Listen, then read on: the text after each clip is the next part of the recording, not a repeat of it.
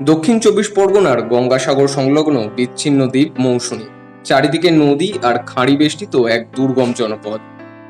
যোগাযোগ ব্যবস্থার সীমাবদ্ধতা এবং প্রাকৃতিক প্রতিকূলতার কারণে এই অঞ্চলে পৌঁছানোই যেখানে কঠিন, সেখানে গণতন্ত্রের উৎসবকে সফল করতে এক অনন্য উদ্যোগ নিল নির্বাচন কমিশন।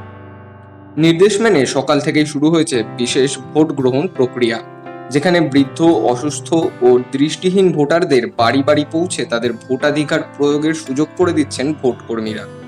কখনো নৌকায় করে উত্তাল জলপথ পেরিয়ে, কখনো কাদামাটির গ্রামীণ পথ ধরে, আবার কোথাও দীর্ঘ পথ হেঁটে ভোট কর্মীরা পৌঁছে যাচ্ছেন প্রত্যন্ত বাড়িগুলিতে।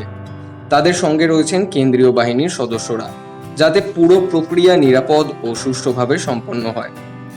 স্থানীয় বাসিন্দাদের অনেকেই শারীরিকভাবে অক্ষম হওয়ায় এতদিন ভোট দিতে পারতেন না, ফলে ভোটাধিকার প্রয়োগ করতে না পারার আক্ষেপও ছিল তাদের মনে। কিন্তু এবার সেই আক্ষেপ অনেকটাই মিটেছে। নিজেদের বাড়ির উঠোনেই ভোট দিতে পেরে মুখে ফুটে উঠেছে সন্তুষ্টির হাসি। তবে এই কাজ মোটেই সহজ নয়। প্রতিটি বাড়িতে পৌঁছাতে সময় লাগছে, কখনো আবহাওয়ার বাধা, কখনো জোয়ার ভাটার সমস্যা।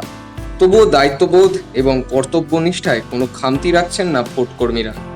প্রশাসনের তরফে জানানো হয়েছে, নির্বাচন কমিশনের নির্দেশ বাস্তবায়নে সর্বোচ্চ সতর্কতা অবলম্বন করা হচ্ছে। কেন্দ্রীয় বাহিনীর কড়া নজরদারিতে প্রতিটি ধাপে নিশ্চিত করা হচ্ছে যাতে ভোট গ্রহণ প্রক্রিয়ায় কোনো ধরনের অনিয়ম না ঘটে।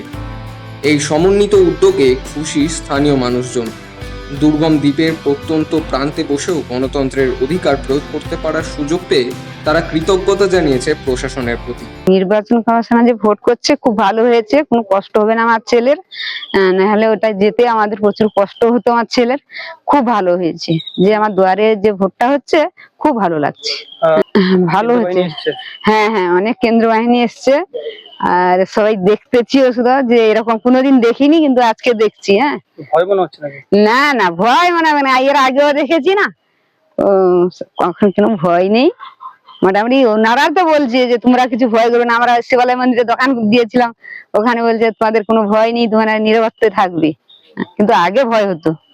সব মিলিয়ে মৌসুমীর মতো বিচ্ছিন্ন দ্বীপে এই উদ্যোগ প্রমাণ করলো, দূরত্ব বা প্রতিকূলতা কোনো কিছুই গণতন্ত্রের পথে বাধা হতে পারে না।